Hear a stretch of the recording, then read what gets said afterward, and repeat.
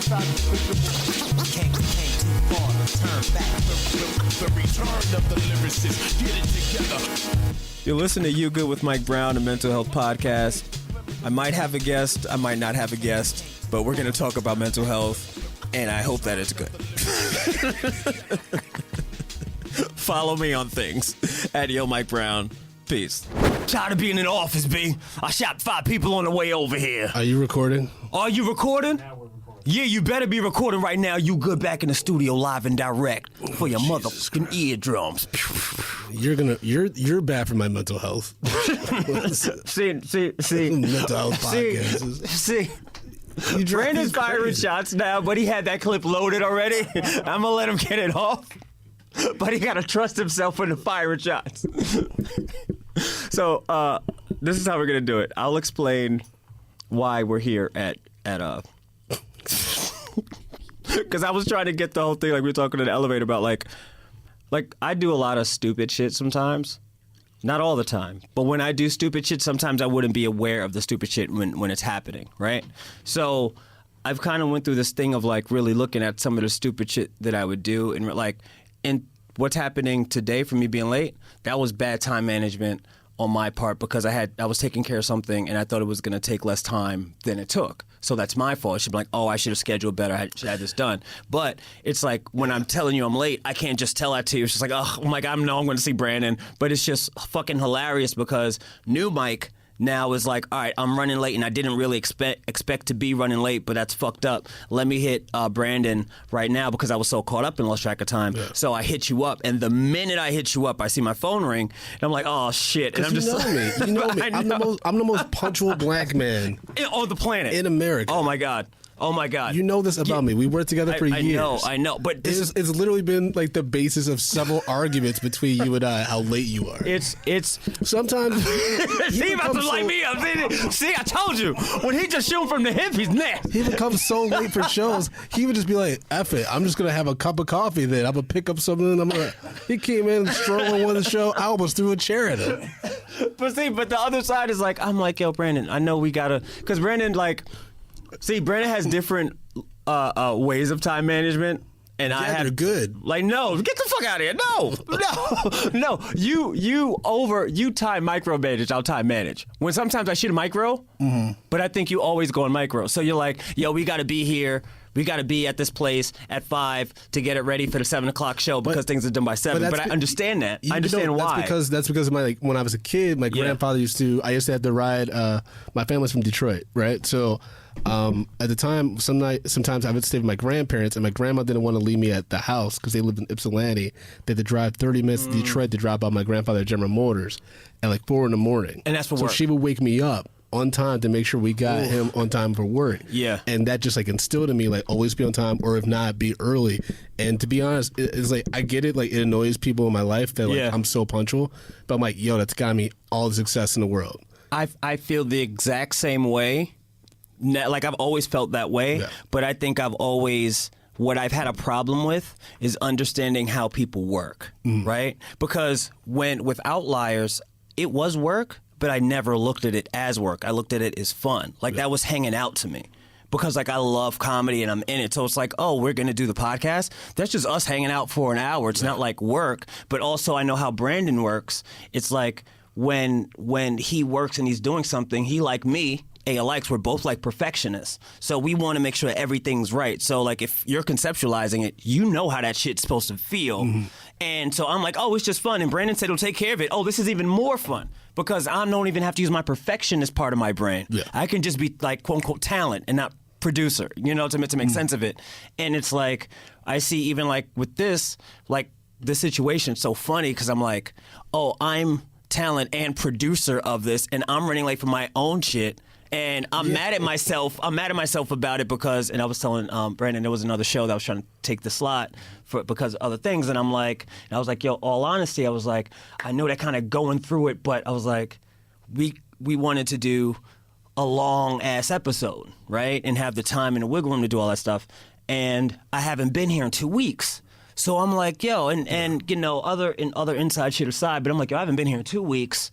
I've already recorded in like 3 different studios. The one that I feel good at is this one at this time. This is like the home base. Like I've been a while for a little bit, but I can't.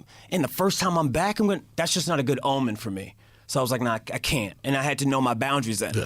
I do all that shit, still come late right now. You know what I mean? It's just like, God damn it. And then Brady called me like, yo, where you at? And I'm like, oh, I had just texted. We were just... First of all, I didn't say where you at. I just said what floor we at. Yeah, but see, yeah, okay. Because I know you, and I know... Okay. Yeah, okay, go ahead, speak. So I know you... They just start playing hip-hop music in the back. Shit just gets real black for no reason. I know you try. I do know you try. I know nothing you ever did was like malicious or anything like that with being late. Yeah. And like all that. Yeah. It's just like that gives me anxiety. Yeah, I never knew what anxiety was until me. No shade until working with you. I know I feel I'm walking anxiety all the time because like I live it. Because I used to have a form of anxiety when I was like running shows or organizing shows in like live comedy and stuff like in high school and college, right? Yeah. But I never had to worry about is someone going to show up? Like, I used to have nightmares of me just not showing up to Outliers and be like, I got to do this all myself. But this is my thing. Like, as fucked up as it gets, it never gets that fucked up. Like, there hasn't been a time when I was just like, yo, I'm just not at Outliers today. What? Like, I've never left you hanging. I might have, like, been late for the moment, but when the moment and shit was happening, I was always there. And it's a thing where, like, how I've, like, always looked at my life where, like, you can't really be there for all the moments, but you got to know to show up sometimes. Like, you just gotta know. And it's like, that's just been my life credo. And then I have, like, work and fun. Right? But do you ever feel like that kind of stuff like is maybe as a catalyst for some of the stress you have? Yes and no. I think sometimes it depends. It's like, put it like this. Like, remember when we did when we were trying to get into New York Comedy Festival, or like when we didn't get in that first time, and we were just like, what the fuck? And then like we sat down and we had that conversation and we did it that year, and it was like we both were like, yeah, because it's like, to me, that is work. When it's like, where we going? What we doing? Like, it's because I think like even the that was a lot of work, but I'll never do that again because that was just like pandering to so many white people. Exactly. Like I had to like reach out to so many white people, be like, can we get your thumbs up that we're good? Like, we're good. That we're part of it, and that's. And then the next year there was a bunch of bar shows, and I was like, these white people that corny lineups. Yeah, and it's like, and it's crazy because like when we got in. Like we don't have bar shows, or we have to check out the space. We got to do this. Ran us through the ringer, and we're like, yo, we've done all the things that we've done. So many professional things with Outliers to get into to the festival that year that the people who were in the festival the next year didn't do any of it. We were at Webster Hall the year that we got in.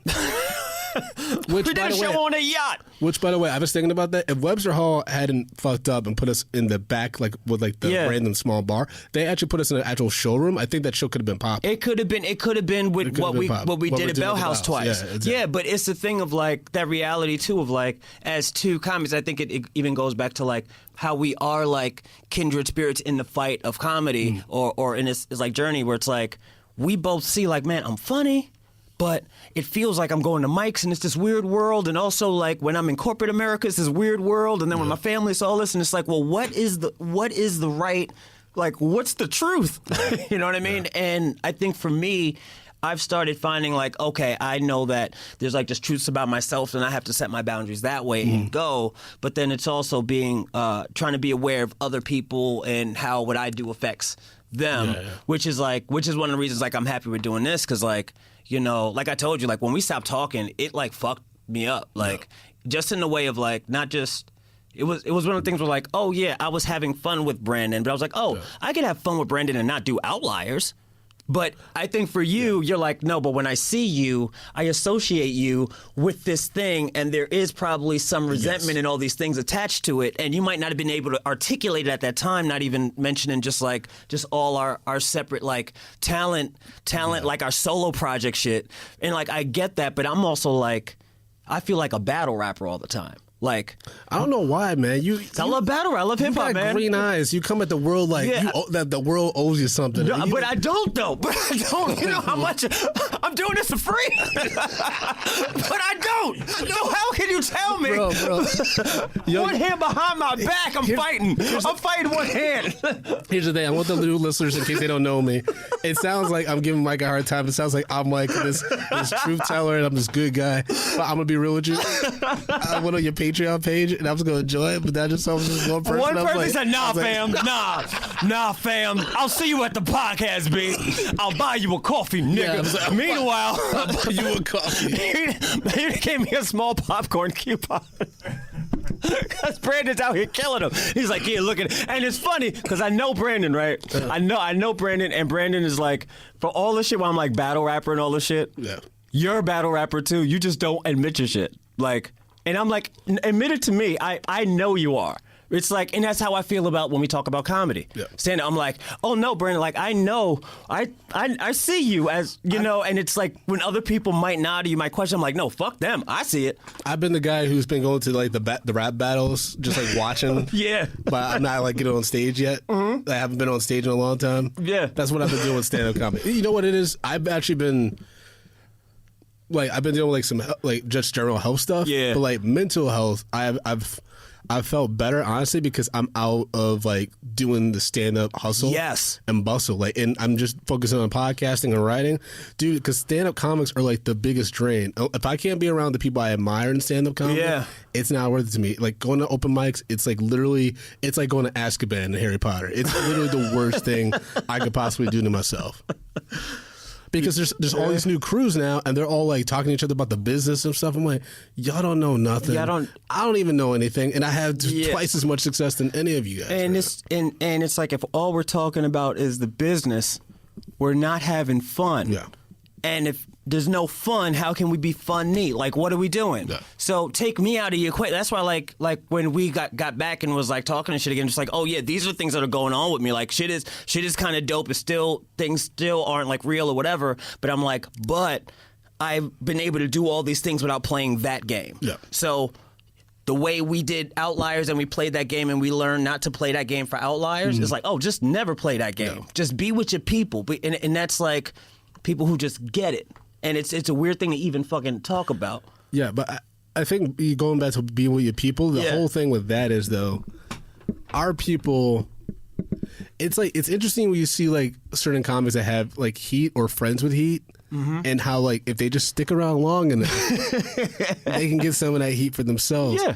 But it's so interesting how fast that heat dies out. It dies out so fast these days. Because but like that's years ago with Outliers, it's like, all right, cool, somebody's got heat and they had it, they sustained it, or you were like a Pete Davidson and Michael Che where you were just shot out of here and did something. But like it was like those kind of people, like immediately I remember people saying like, yo, they're gonna be famous. I remember Michael Che closed out our 1 year show of our Outliers. Yeah. And we were all like, yo, he's there's no way he's not going to be the most famous comedian in a few years. Yeah. And it's even like with Pete and all these guys who are like, I guess now like the names, it was like these were the people that we fucked with and they fucked with us.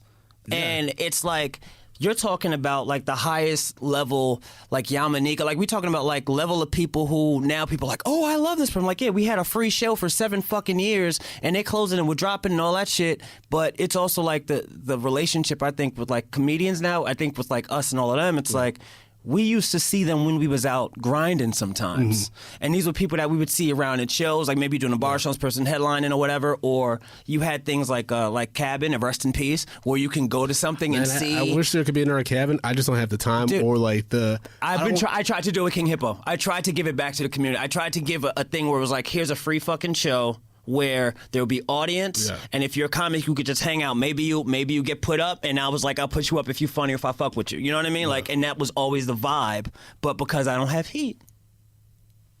I don't know if it was that. Wasn't the venue just honey dicking you? Okay, yeah. Also, the venue was honey dicking us. I mean, what are you talking about? I mean, let's be honest here. But no, it's you forget that I'm your friend. No, I know. But see. It wasn't that. I think it was two of the things. You guys had a good audience. What are you talking about? We had a good audience, but we also, to say honey dicking, I would say that in a sense of like, the same thing with like Webster Hall putting us in the back room. Yeah, it's like we are not back, like this is not a back room vibe. And if you own this space and you do whatever with this space and you can't recognize that yourself as a business person, we should not be in business together. Yeah. We are wasting our time. And it's a thing now that I've understood as like, because you know, with the comedy brain is very like self-deprecating. Like I know we ain't shit. I know whatever. But sometimes with the business brain, I'm like, but if the goal is to do this and we're doing this, shouldn't you help us with this? Because that goal also helps you out. It's like playing two different games of bullshit. Like no, because these businesses are always like, I'm doing you a favor, even though we're bringing exactly and stuff. Yeah. I mean, even for years, not getting or feeling in a way now, it's like I would never do something where I would do a free show at a place and know that I have a consistent audience and still have to come out of pocket. I mean, there's no value in doing that now. The market's so oversaturated with these open micers doing these shows, and it's always, for them, it's always about, I want as much stage time as possible. Like they're Hannibal Buress running a knitting factory. Yeah. It's like, you're not Hannibal. You don't hijack your show, making it awkward for the other comedians that you booked because you just want all the stage time because no one else is booking you. Have some self-awareness. That's what's going to get you far. If you have self-awareness and know what you're good at, I'm good at producing shows. I'm good at putting things together. Yeah. That's my lane. I'll do stand-up comedy here and there. I got some jokes. I got some stories and shit. But I know, like, my biggest thing, I'm way funnier podcasting than I'll ever be stand-up comedy. Yeah. But it's also like... Thanks for admitting that. Thanks for telling me that. I'll tell you why, and I'll tell you why. Just because nigga, like you, when you on podcasts, I get mad as shit sometimes. Because I tell every I'm like, yo, Brandon, when you're doing your stand up, you gotta do it in the like when you do podcasts, you're always comfortable. I think every time we did podcasts, especially together, you're always comfortable because you knew me and that other comic was your audience. There's other people you don't know about, but it's us. So you cracking jokes with us and you know the vibe. So even when you're talking to me and you fire jokes, like it's always gonna hit. Because if I'm just your audience, like no disrespect to Chris being here, but like if it's just us, we're gonna be slinging jokes and laughing. But it's like, oh, we have somebody here who is just genuinely laughing. You're like, oh shit, yeah, I do this. But when you're on stage, sometimes I feel, and this might be me projecting, is because I had that corporate America life, kind of, and then when I go on stage, I'm presenting these jokes, and all of them are true, but I don't know how to present it, and depending on which place I'm in, I don't know how to act, and it kind of it's taken me like being out of all the worlds in a way of like, okay, I'm not doing this corporate America thing. I'm not like running around doing stand-up trying to do stage times and just be like, let me just kind of be a person again and also start creating again and just being more in it. And then now I say, oh, that's who I am. So now I can go on stage and have fun again because I'm like, oh, I know who I am when I'm on the stage and when I'm off the stage. And I know I could be on stage and maybe I have to spice it up more, but I know when I get back off what it is. Yeah. You know what I mean? And I think that's something that everybody sometimes has to deal with, especially as artists in their different ways. But it's a thing that either you figure out yourself or somebody helps you figure out. But for me, as your boy, that's why I'd always be like, all right, but when you get into that Super Saiyan Brandon, you know what it is. I feel like I'm getting into that. Yeah, you are. But like Drunk Black History, right? Like we were like in the studio with Tatiana King Jones and oh man, I mean, like, you know, Poor All Nerds with Gordon Baker Bone, right? And the thing is, Gordon and I are cool, but Gordon and I have never really hosted together before. I never really. So I'm like throwing out these. I'm also drunk out of my mind. I'm saying the craziest things I've ever said on live stage. Oh man. On top of that, I'm trying to throw out some jokes. I know. Gordon's just over here in his own world talking about the hood in Newark all the time. I'm like, yeah, the whole world knows it from Newark, dude. But it was just like one of those things where I'm like, oh, I have my comedy voice, but sometimes if I'm on stage sharing it with somebody they don't get it, it's just me sounding like I'm a crazy dude. And so the black people in the audience are like, what's going on here? Where people from Medium Popcorn audience and stuff are like, yeah, that's Brandon. Don't y'all know? Like, he's fucking crazy. But it's the same shit where like when we would do Outliers and we host together, like can throw a crazy one and I don't know what's a crazy one, and it's like we're both like kind of practicing baseball and we just like keep underhand like, hey, take this is for you and this is whatever, and then there's sometimes where it's like you'll do like a pitch that's crazy and I'm like, I'm not even gonna try to hit that one, and then we'll laugh about it and we'll say, but it's still like we're still in our moment for them together where Gordon is kind of like, oh, I'm just hosting the show. me and Brandon are hosting the show versus I'm hosting this with this person. Yeah, deafening silence to me, like, I've had to embrace it, and I think it's one of the funniest things in the world now. Like, I was at my wife and I were walking a Pride Parade a few weeks ago, right? Yeah. And, we're a heterosexual couple, right? I'm holding up a sign for, like, safe sex and stuff. I'm holding up a sign. With a sign. He holding a same-sex sign, holding his girlfriend's hand with the other hand. He is giving mixed messages out here in these streets. What is he doing? And then here's what I did. Everyone's like cheering, like, yeah, happy Pride and stuff. And I'm like, yeah, go Pride. No one cheered. I'm surrounded by hundreds of people. It was like the energy sucked out the freaking like the streets. I was like, whoa. That's supposed to be the happiest parade, loudest parade. Bro, I didn't think I could bomb walking a parade. But at least that shields me from a few extra bombs on stage. Yeah, because you're like, oh, okay. Like I get where I was. I get this. Okay, okay. Yeah, that's my fault. That's my fault. I'm not. I gotta stay in my lane. I get it. Oh my God. Yeah, man. It's a weird thing, man. It's like this. How do you feel like just mental health, like just generally now? Because it's like I realize the thing about myself too. It's like where sometimes I bring in a lot of like. I think people feel a lot of anxiety, whatever, but it's usually that there's and this is, here's another thing. I remember when we, like that whole email exchange that we had, and I had to have that email exchange because I got to a point where I was like, yo, I can't be nuts with this, but I also don't know how to broach this topic, so I'm just going to take myself out of it. You know what I'm saying? And like that's what I came to. But I was like, that happened you said that like a month after the last Outlier show, right? Yeah, but it was like, I know we were doing a podcast, and I like did, and it's also a weird thing because I've never like, it was like for the things that you would say that would give you anxiety from me and so like coming late and all that shit, like that's totally valid. And it was like, yeah, I told you those are all valid points.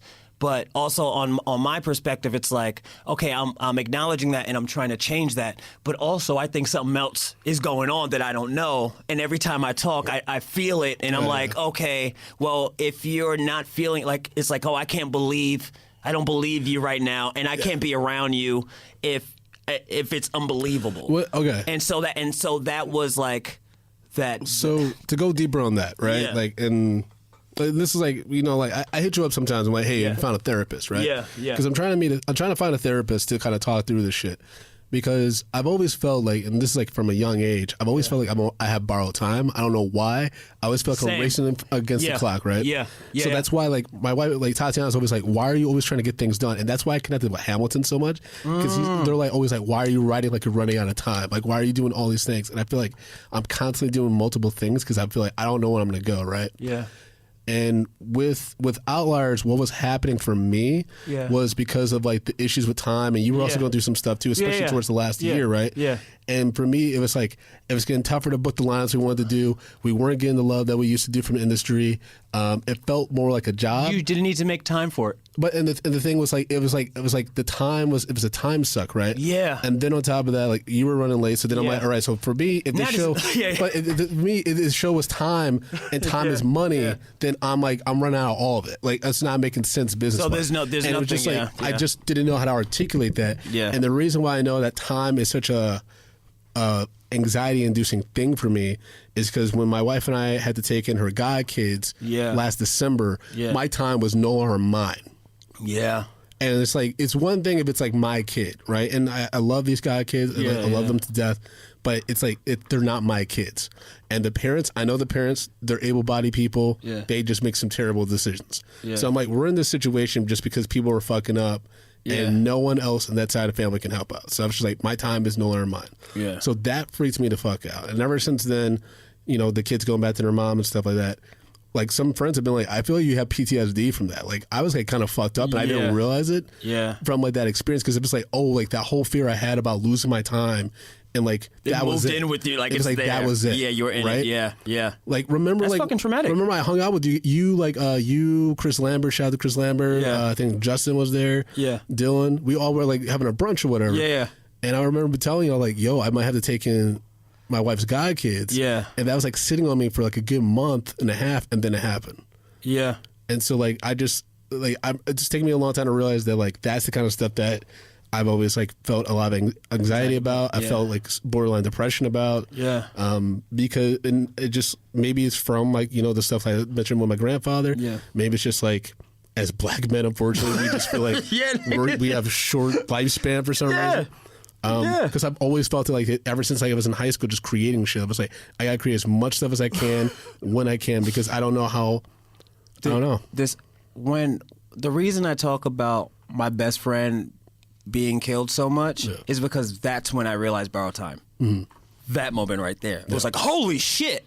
It wasn't, and it's like, I live in that now. Yeah. And it's a weird thing to be like, well, if it's borrowed time anyway, this and the third, but then it's like, well, if you know you're on borrowed time and there's other people who have their time and you're looking at time as a currency and you're like, well, it's not just spending time, it's also investing time. Sometimes we just spend in time where we're just like, oh, this is just for like the brunches. Even though it is investing in a sense of like, it's good because then you can say, yo, I think I might have to have these kids for a while. Yeah. You know what I mean? Like, it's good to have that moment there because you're investing your time as a person, all that other stuff. Definitely. But it's just a thing that I'm more aware of now, and it's like it's really helped me grow. But then that's what scares me about trying to like, not trying to find a therapist, but like going to a therapist again, because it's like. Yeah. I've been to so Make sure many. You find a black therapist. Per the advice you and Jeffrey Joseph gave me.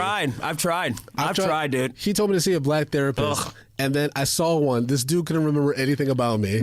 He was falling asleep during my sessions. Yeah. During one session, he was like, "So how's your father?" I'm like, "We literally one of the things we talk about is how I don't have a father." Like it was a nightmare. I had. And he charged a lot too. My copay was like $70 a session. I'm like, nigga, I can't see you every week. What do you think? I'm not made out of gold. I'm not a leprechaun. What are you doing? Like, how do you? Yeah, it's a weird thing because it's like the therapist. It's like you're paying them to do this thing of like kind of listening and being like and get the answers from yourself and help you kind of get those answers out, right? Yeah.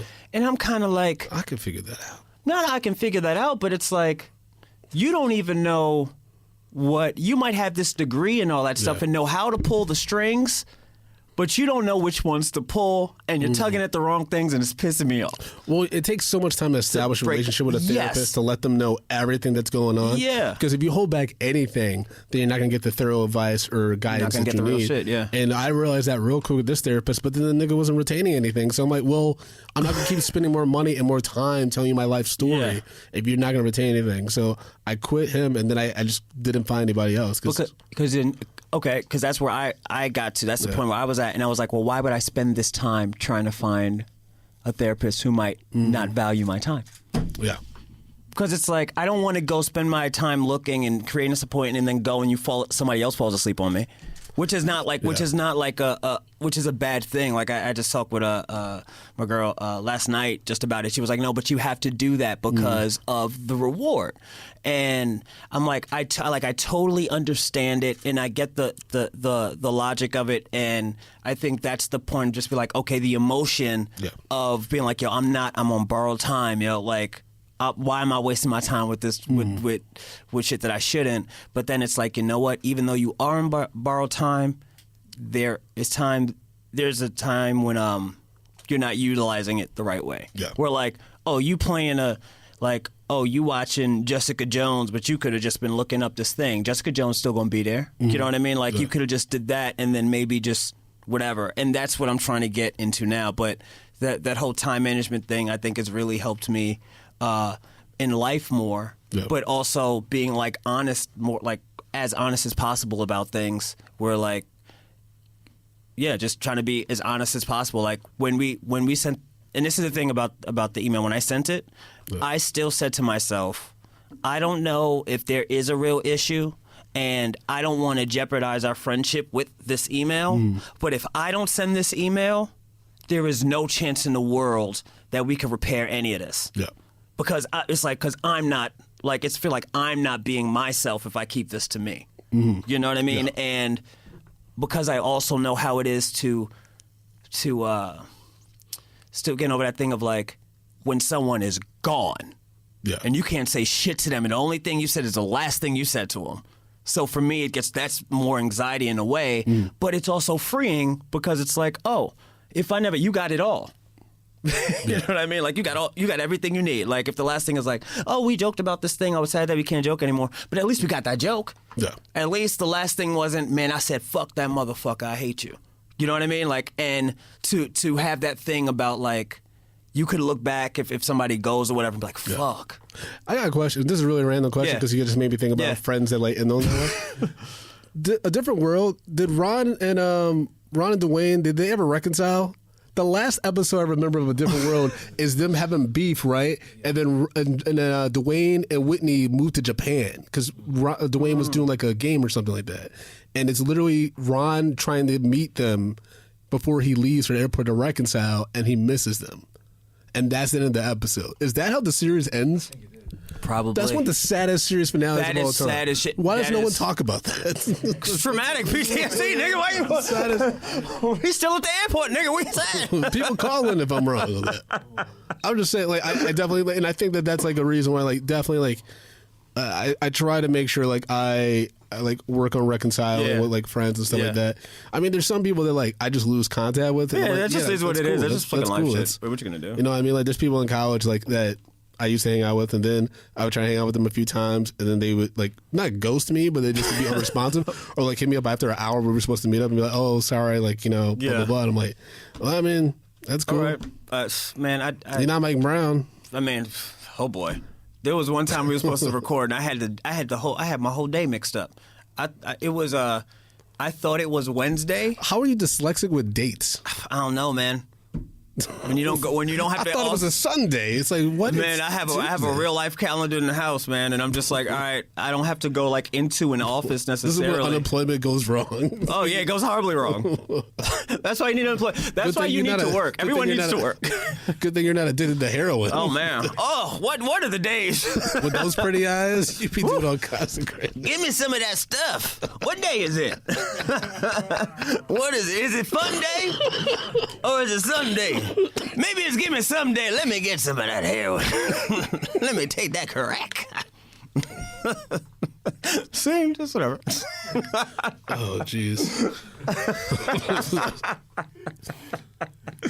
Man, that's fucking funny, man. No, man. I mean, I think watching stand-up comedy is more therapeutic for me these days than doing stand-up comedy. Which is scary because I felt that too. How'd you feel about the disease? Is this related to that or no? Aziz is good.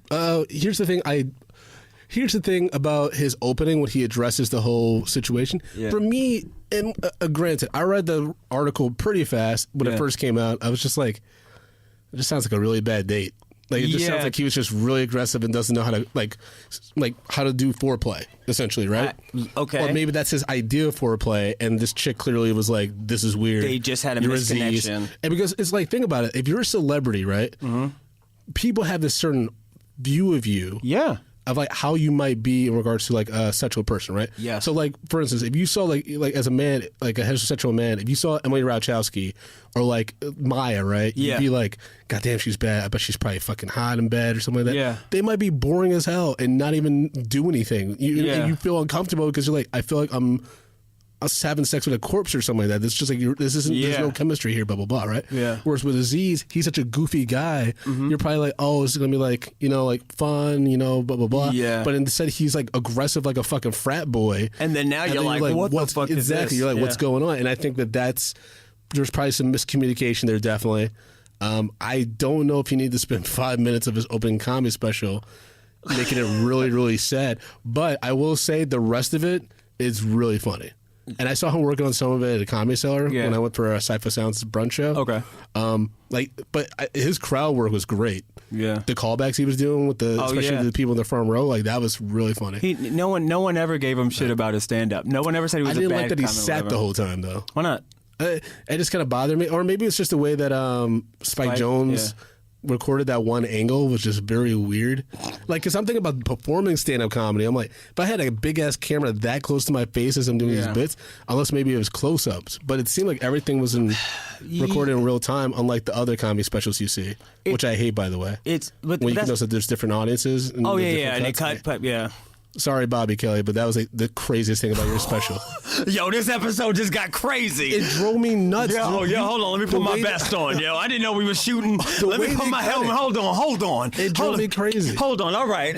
I don't have a comedy special, so I can't say shit. But I mean, you say whatever you want. Crazy. Comedy Outliers undercover pilot episode. Yeah, motherfucker. I told you we get here. I told you we'd be a loudspeakers too. It drove me crazy. He really was trying to get on loudspeakers for the longest time. I was. He was like, we should be on loudspeakers. After this, we shall talk. Okay. And it's funny because it's like, even being here, I'm like, hey, y'all could have had, if y'all, like, when I was in here, I was like, and y'all didn't have Outliers in here? We could have killed this whole game. You crazy? Are you kidding me? But it's like, oh, you know what? The same thing goes. Heat. It's the same game of Heat. It's like, well, okay, well, we had Heat, but we had Heat from everything though. We had underground Heat, and then we had angry white comic Heat. Yeah. Heat/hate. But even with the you know what's crazy is like we would go on anybody's show really, and I was thinking about this on the way. It was like, and I'll say, you know, we used to do Keith and the Girl a lot, and when we first started doing Keith and the Girl, there weren't any really black people on there. Oh, boy. And I know that they, you know, and it's like... Not only were there no black people, we had a friend reach out to them and say, you need to have these guys on for like diversity purposes and also because they're really fucking funny. Yeah, there's both of these like, things. She was like, it's a tit for tat because they have a big following, but also they need to have you guys on because they're really funny and you will help bring some diversity to their pool. And we're like, great. Yeah. So we go on, we get to meet them, and it's whatever, and it's just all love. Then we also do. Well, we thought of as love. I don't know. Well, wait. Because I feel like if it was love, they would get over us doing other people's shows that maybe they're not politically aligned with. Oh, see, I was going through the timeline. I was going to get there. Okay, I was going to get there because I was like, you know, so it's all love at that point. But then we also still doing like, you know what, dude, podcast with Bobby Kelly, and then like we meet Black Guy Who Tips. We do Karen. we're doing all those, and it's even like the reason I don't bring up Black Guy Who Tips into it is because it's like I look at them, Rod and Karen, is like people like how I look at like if me, Rod, and Karen had like a beef. Like something like that, like it would like for some reason bother me. Like, why are we like? You know what I mean? Because it's like, oh, even though I don't know y'all personally, the way I fuck with y'all, that would bother me. You know what I mean? Like that would be something I would want to like reconcile, or whatever. They're like the family I've never met. Yes, but like they have my back so much, and I have their back. Like it's crazy. They're like legit cousins. You know what I mean? It's like I don't like my cousins, so can we like say okay? Well, I mean like this. Can we say like brunch friends or something like that? No, see, brunch friends doesn't have the my brunch friends and I. We cool, man. Okay.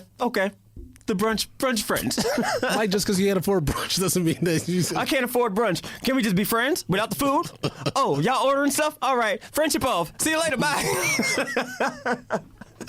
Hold on, I'm coming back. Y'all eating all that? Mike is the kind of friend that would go to brunch with like a group of people and everyone going around. He's like, oh no, water's good. Water's good, man. I'm just here for the quality time. You got dry lips and shit. Best believe when I get money, I'm still not balling. I'm still budgeting You're just hard. Gonna buy a bunch of cabs. Oh man, what? Buy cabs, dude? Because not like purchase them like medallions. Oh, just take it. Yeah, when you were broke when we were doing Outliers, you taking taxis home. I'm like, don't you live in the Bronx? I had no sense of like. Talk about time management, fucking money management. All of it's like and that's the thing. Like when we talk, it's like, oh, that part of it is one thing, but I'm like, but the other part is this. And once you get these two things, it's golden. But back to Keith and the Girl. I'm sorry. So we doing Keith and the Girl, all love. We do Bobby Kelly show. We meet Anthony Cumia. His first time meeting, and we're meeting him as Anthony Cumia, like the guy, but like just got fired. Who just got fired from Sirius. So literally like a week after, right? Literally a week after this guy gets fired from Sirius for saying something that people thought was racist. Who don't even like people just like. It was racist, but it's also the thing of like, it's like, I don't know. It's like audience wise, where it's like, if he's only thinking that people who listen to his show can see his tweets or whatever, and he's not saying it like as a racist thing, it's just like a bad racist joke, right? And then that gets out, and then everybody else hears it, and like, wait, what did you say? I mean, they were trying to fire them. They were trying to fire them. They were trying to get him. Yeah, but that was the thing they got him for. Yeah. But I just say that like because he had that heat on him, he obviously needed some diversity in his thing, and we had met him. I was like, well, in real life, he kind of a cool dude. You're right, and he's funny, and then like it's like, all right, well, you inviting us, sure, because we doing whatever show we looking at like, yo, funny is funny, people are people. If there's issues, we could talk about, because that's what I'm used to, like watching like a Tough Crowd and all that shit. Like it's like Patrice and Patrice opening that. And here's the thing, like for me, like it was always like, if I'm trying to be so good at this podcasting and radio thing, why wouldn't I want to go? Why wouldn't I go? Why wouldn't I want to go on radio with one of the best comedic voices in terrestrial radio? Yeah. Ever. Yeah. Second to Howard. Like, Opie and Anthony was at that level. So, like, why wouldn't I do that? Yeah, he said some fucked up shit. He never said it to me. But then the other side of this it impacted other things, though. The other thing is, for me personally, like, I've said this many times, like, I think Patrice O'Neal was one of the greatest comedians of all time. And I think... And listen to more, though. You can't admit that he was a psychopath. Oh, he was a psycho. He was a psycho. Okay. But the way just like the more I hear about him, like, oh. It's like all the stuff, like the things that he said on the radio were funny and did have nuggets of truth. And either if I believed him or I didn't, I always understood what he meant. You know what I mean? So I always saw the pursuit of the joke. I never saw, like...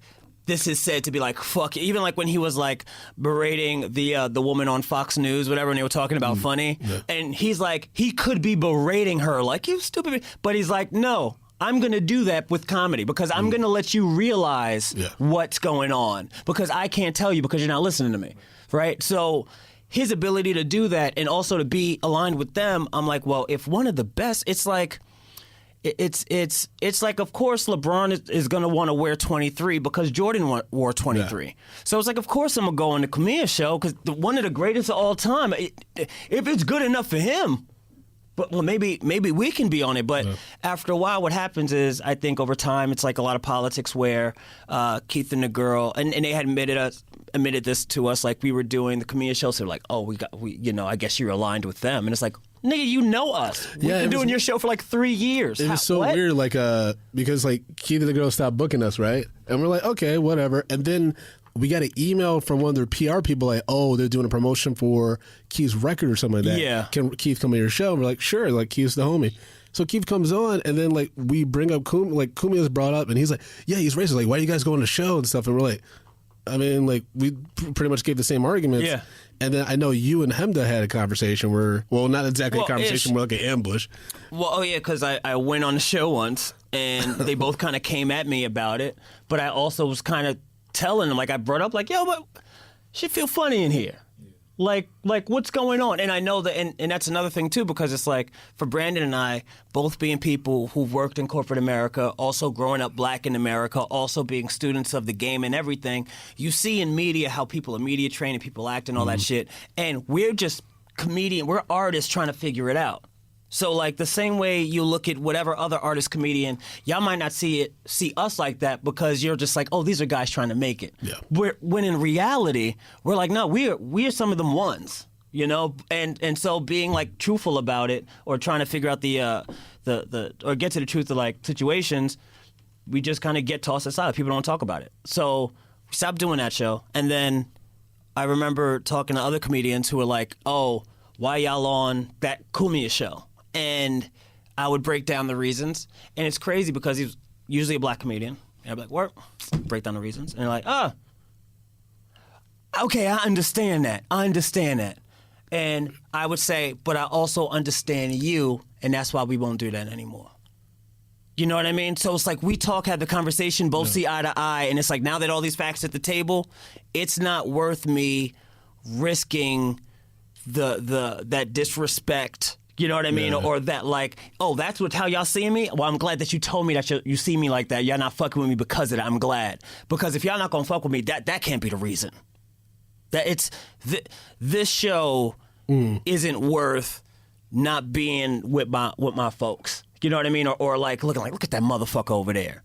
See, you know it's so interesting that you felt that because that's how I felt. I would still go on until last time I went on, and I was just kind of like, I don't need to do this anymore. Like going back to time, like this isn't the best use of my time anymore. Yeah. Like, I'd rather like either try to do other podcasts or like newer podcasts, right, or something like that. It's also behind a paywall, so it's like people can't listen to it. I pretty much have milked the following I'm going to get from that, right? Yeah. So, and I'm thinking about, I'm like, a lot of those folks that fuck with me from that fuck with Medium Popcorn, which has a very big black following. Yeah. Right? Yeah. So I talk to Rod all about this all the time. Like, I have a weird thing where I got Opie and Anthony fans and Black Eyed Tits fans. Yeah. And they all come together to talk about film. And I think that's one of the coolest things about the show that I do.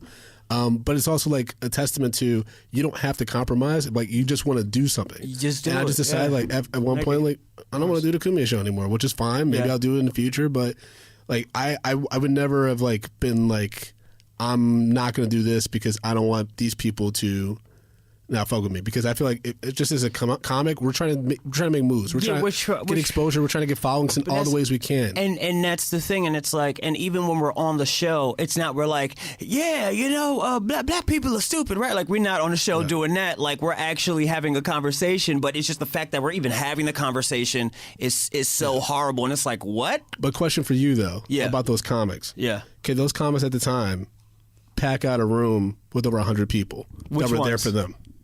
The ones ever complaining to you about it. I don't. You know what I mean? Like, it's like, yeah. I mean, in the large scale of things, it didn't matter. What are we talking about? Like, but it's like in the large scale thing, it didn't matter. But I was looking at it as like, well, as a member of the black community, the black comedy community, it felt like a stain or a black guy, and it's like, oh, this is what we're all doing. I didn't know that this is what it was, and even like it was a thing of like too where. We've been asked to be back on the show, and I haven't really responded. But what I should respond with is, I will love to do the show again after I see more, people of color who go on. So it's like, I'm not going to be the first one to go on. I've done it. You need to get consistently. Let me see that it's me coming back. Is I know for the fans and whatnot. Of the show, they'd be like, holy fuck, Mike Brown's back. It's about to be on. Yeah. But I need it for the people who are not fans to be like, to not be like, oh, there's a black guy on there now. That's not what I want. And also, if I'm going to go on there, because we used to go on there like real shit. It's like, as an artist, like you fuck around, do shit with your friends and all that shit, right? But it's like we were going on there without even we weren't really promoting anything sometimes. Yeah, like we would just go hang out. And go in and do it, right? But then also the thing is, like, as we're doing that, we still have to go back to our shitty jobs and all that shit after. And then you kind of look at, we're kind of providing service here. You know what I mean? Well, it's like, and not in a sense of like payment or anything, but it's just like, oh no, like, this is his fun and his work. So there's so many benefits on his level. And it's like, well, how many benefits are on our level? Well, this might just be a fun thing to do, but is this fun enough at the expense of the black comedian community? Is this off the expense of this and this? And so I gotta like evaluate that shit and be like, yo, that's what it is. Like, it's really nothing personal. It's just business. And I can say that and be like, and I know he'd get it. He wouldn't be offended about it, Like, I would still like talk to him. Like, if we were at a bar, we'll talk like, oh, I can't talk to you. Like, I'll talk to you. If you want to know what we were talking about, we do it on a fucking podcast. But now, because I can't talk to this one, I'll talk to this one. I'll talk to anybody in real life. Well, mostly anybody if I got the time for it, especially if I know the person. Yeah. But when you start putting the media and all that shit on, it's like, oh, now I got to be careful with what we're doing, especially with Outliers. Like, and that was a brand we just was like, yo, we are Comedy Out. Literally in the name. Here are all these comedians here. Here's everything that's going on. We are fucking outliers. Yeah. Malcolm Gladwell, great book. Bars.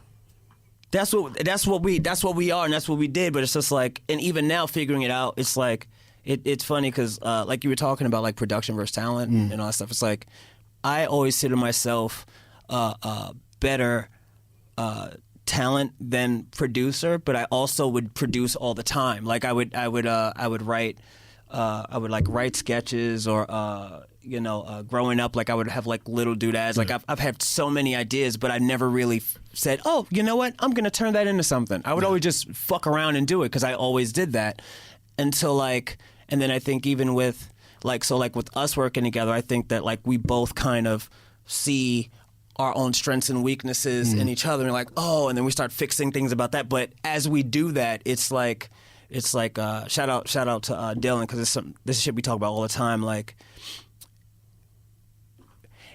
kind of like Professor X and Magneto. You know what I mean? And it's like, wait, you and Dylan? No, I'm just saying, like, we talk about this, but not us, no. Oh, okay. But just like the sense of, like, you have these two mutants, have two different powers, two different ideas or whatever, but at the end, they're just trying to do what's best for the mutants. You know what I mean? Yes. And but Professor X is for humanity. For humanity, but he's doing it in, like, hey, it's the same kind of, like, Martin Malcolm thing, but even though, like, but not to say it doesn't, but that shouldn't. But these are bad, kind of like analogies because I'm only. That's literally what the like Professor X and Magneto are supposed to symbolize. Yeah. But just that thing of like where you have someone who is like different from you, but also the same. And you know what I mean? It's like, so we both are mutants. We both have these powers. The powers are different, and we can see these things. But it's not because we're trying to destroy each other. We're actually trying to make each other better. Yeah. And that's why I always say like, oh, I feel like a battle rapper all the time because it's like I'm not trying to battle the motherfuckers so they never battle again. I'm trying to battle them to win because I know they're gonna come back at me and they're gonna battle me and I might lose. And if I lose, I gotta come back. And it's just like, just so when you're out there in the world, that's who you're battling for real. We're battling, like, I'm a battle rapper that battles the world. You know what I mean? Like, these jokes are like.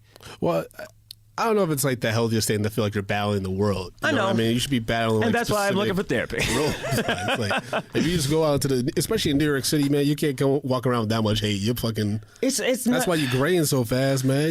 Man, I've been graying since I was 16, man. I've been living in this gray, man. Over here looking like Danny Glover. Shit. My hairline started receding when I was 11. Good night, moon. Good night, hairline. Goodbye, full head of hair. You had prom looking like you were about to start Sunday service and shit. Like you the preacher. I went to prom as a chaperone. My old looking ass. Leave space for Jesus. Joe's whispering in the locker room. I heard he got grays on his ball sack. Like, no, Debbie, no. You say you wouldn't tell nobody. Looking like the gray ball. You look the Black Jack at your school in Harlem. Be like, this is Black Robin Williams motherfucker over here. Blackjack. Executive produced by Jordan Peele. Screenplay by Spike Lee. Blackjack. There's more to life than spades. Yeah. Blackjack. Folks, that's actually a bar in a bar for the streets. All this is to say, come out this Saturday, July 27th, the Comedy Outliers. Oh man, we about to wrap it up, man. But yeah, it's just good. I'm really happy that we did this. I think this was like, it's so funny because I remember when we were trying to do something at loudspeakers and how all that like happened. I was just afraid, man. I didn't. Afraid of what? Because like it took me a long time to realize that podcasting is the best way for me to get my voice out there, and I was always afraid like if I say the wrong thing, not that I'll say the wrong thing, because at this point the stuff I've said on Medium Popcorn, like I can't. Man, we did Kumia. It's over. Just being on the show. Well, I mean, they can't even. Yeah. I mean, but it's also a thing of like. But I'm up front though, like on LinkedIn and everything like that. I'm a podcaster. This is what I do. So like, if people are vetting me, it's like I'm not hiding anything. Nothing. I mean, it's all there. Yeah. It's like I can't hide it, and I'm not trying to shun away from it. But also, you can see that it's like when Jordan stopped playing basketball and started playing baseball for whatever. You're not gonna be like, oh, that's he's a baseball player, and that's it. It's like, no, he's doing both. There's growth there. He's gonna go back to basketball. I bet he was terrible at that. I mean, he was yeah. He was so bad they made Space Jam around it. Oh, this shit's so bad. How we gonna make them forget? Yo, we gonna get Bugs Bunny. We gonna get Daffy. Who else is available, nigga? R. Kelly? Nigga, we gonna go to space. Get R. Kelly. It might not make sense now. Oh, jeez.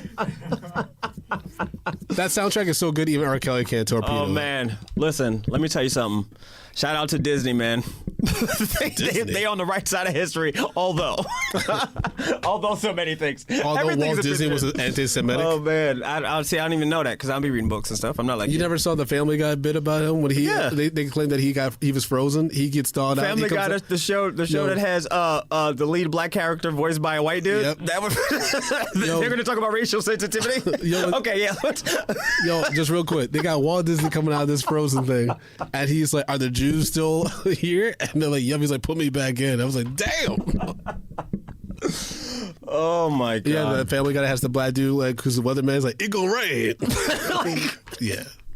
That's the thing, but it's also like if it's comedy, it's nonsensical. It's like it might be cool with it, and that's the weird thing too. Like when we do shows and shit, and it's like we give a fuck. Yeah, real quick about cartoons, because I know we got to wrap up. Yeah. What do you think about the Boondocks coming back? I saw some of the I saw the character art for the new season. Yeah, and it looks really dope. I just don't know. The third season was so bad. Well, that's the thing. Third season, but he wasn't involved. Aaron McGrew wasn't involved, but it was so bad. Well, see, this is they made them slaves. Yeah, they made them slaves. There's this idea to me. Well, not this idea, but like understanding now the importance of the people in the team. Mm-hmm. So like if you have like the idea, and other people take helm of it, they can do whatever they want with that idea. Mm. But if you take the idea and then also like showrunner or whatever, then you can kind of like make things dope, you know. Yeah.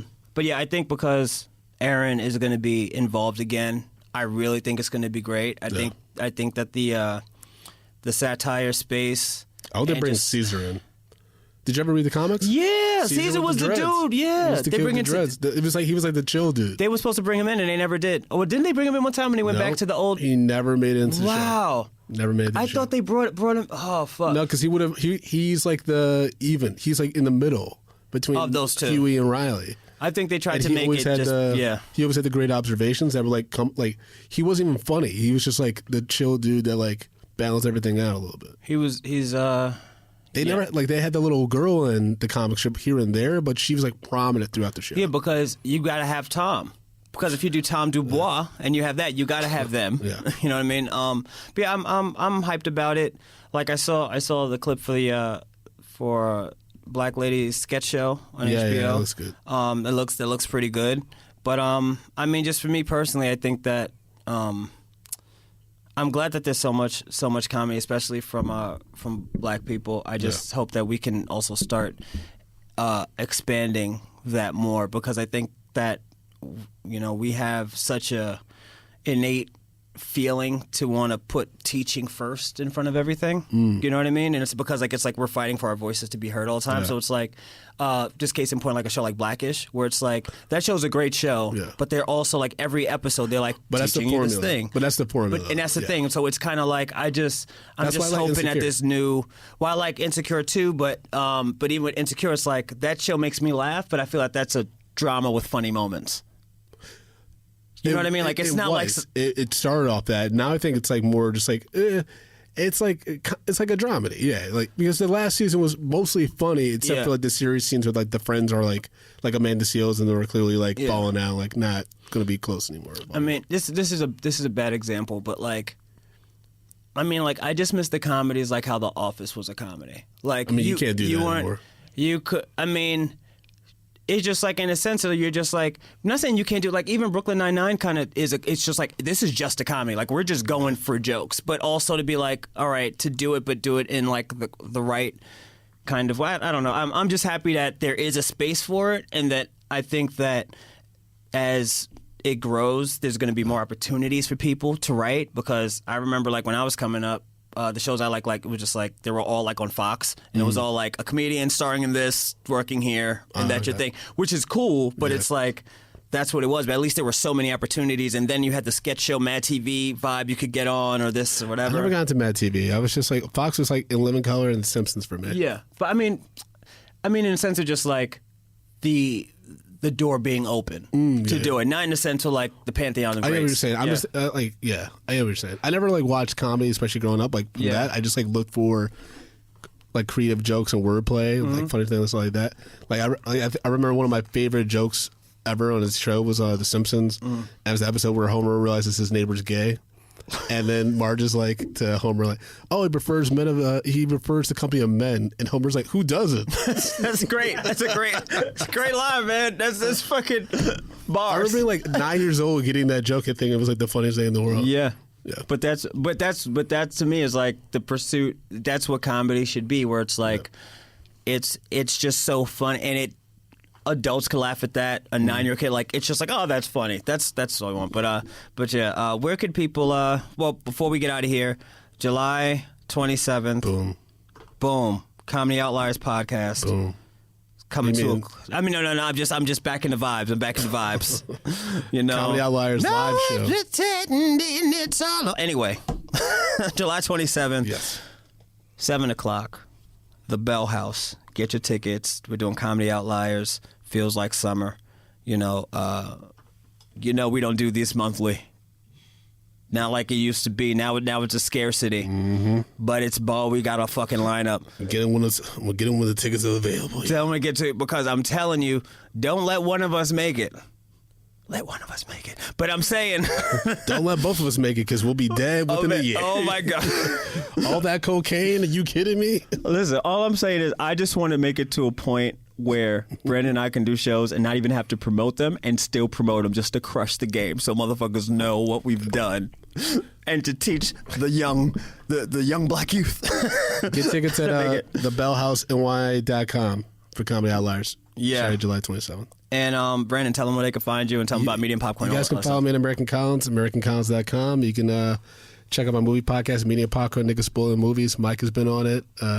Recently did the infamous Fire Festival episode where we actually talked to someone who went to the Fire Festival. Crazy. Little white girl who was like, they didn't tell you guys how much fun it was. She had bars though. It was a great episode. I was like, where'd you go to the bathroom? She's like, I don't remember. I'm like, whoa. Yeah. I was like, all right. Digging deep for the truth. Check out Medium Popcorn. Thanks so much, Mike, for having me on. Thanks for doing this, man. This is what another time. This is like I'm so glad for this moment because it's like I remember when we talked about recording here and like being here. It's like, yeah, this moment feels right. It's not like what I thought it would have been, but knowing about this stuff now, if we would have had it the way we thought it would have been, it would not have been good. I can't tell if you're talking about a podcast or marriage. Thanks for listening, guys. You can follow me at Yo Mike Brown, You Good Pod for all your stuff. You guys have been great. Hashtag You Goody Mob. You know what it is. Shout out to Chris C, Loudspeakers Network, and everybody else. Sign up for the Patreon, yo. This is Yeah. Don't sign up for the Patreon. Just PayPal a nigga. All right, I'll holler at y'all later. Peace. At no time am I playing with y'all. Now you're pretending it's over. Yeah. Not Phone it in, dog. It's a rap. Yeah, life's a movie. Sometimes it boggles the mind how the plot twist and turn on a dime. These new artists sound like they still learning to rhyme. While this flow gets better with time, you hear me? Clearly, I wanna succeed, but what good is jewels and gold if you gotta sacrifice your soul? Plus, I want all of my creative control. This kind of style don't fit in no mold. Hear me? Dearly, bring on the pressure. Prove wrong anyone who thought lesser. Me and my worst, this the best of. My city don't breed cross-dressers. Don't fit in that lane. Other weirdos and lyrically lame. Speak with authority. Plus, I don't move with the majority. Stay to myself, build wealth and chase health. Dimes on me like I need a payphone. Christian Dior smuggling, chilling low key like I'm Thor's brother.